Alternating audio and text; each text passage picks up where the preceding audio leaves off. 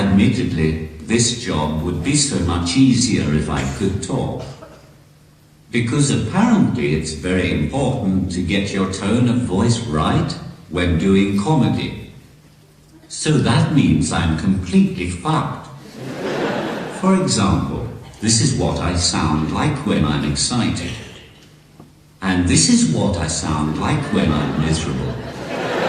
And this is what I sound like when I am happy. And this is what I sound like when I'm bored. In fact, the only time I sound any different is on Tuesday nights, when I pretend to be a woman.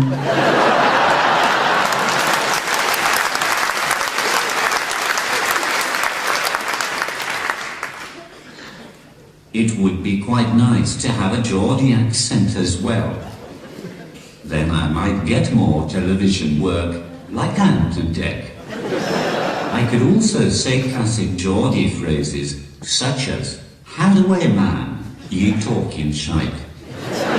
In case you are wondering, the proper English translation of that is, "Get lost my good fellow, you are talking rubbish." But the main reason I'd like to be able to talk is so I wouldn't have to get into a lift and hear my own voice talk back to me, telling me that I'm going down.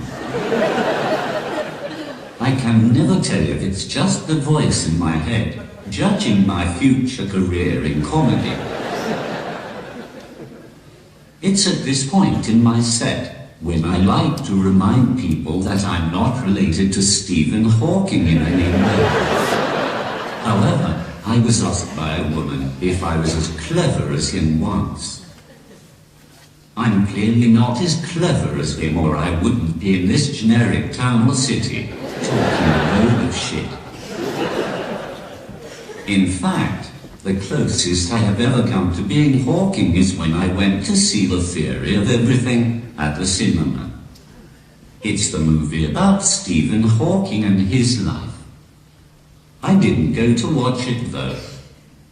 I just went so that I could sit at the back, say random sentences on my iPad, and fuck with the rest of the audience.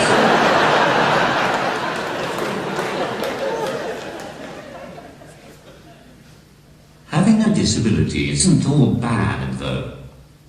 It turns out that disabled people can get away with anything. I pushed a little child out of the way recently. I wasn't even in a hurry. I just wanted to test out my theory. It got worse for the kid when his mother shouted at him for not looking where he was walking.